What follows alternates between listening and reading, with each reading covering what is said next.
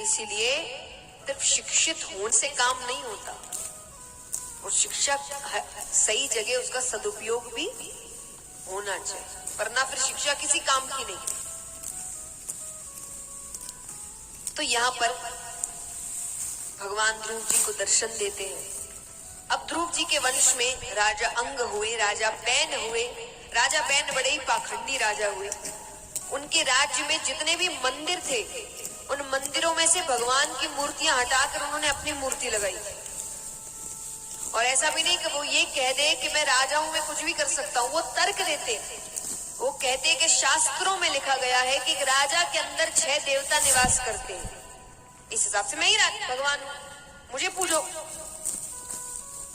प्रजा परेशान हो जाती है, ऋषिगणों के पास जाती है। ऋषिगण पहले तो समझाते हैं, पर फिर वो निरादर करने लगते हैं। तो क्रोध में आकर श्राप से वो राजा को भस्म कर देते हैं।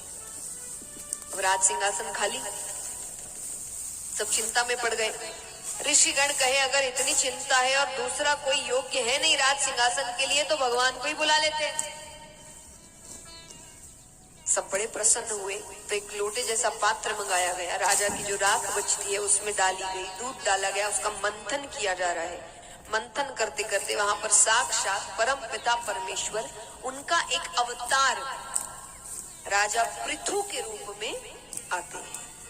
इन्हीं के नाम से धरती का नाम पृथ्वी पड़ता है। राजा पृथु से पृथ्वी। उन्होंने राज्य बहुत समय तक संभाला। इसी वंश में भरत नामक राजा हुए। उन्होंने भी अपना राजकाज बहुत अच्छे से संभाला। फिर बच्चों को देकर वो वन की ओर वैराग्य लेने चले गए। अब यही भरत जी एक दिन नदी में स्नान कर रहे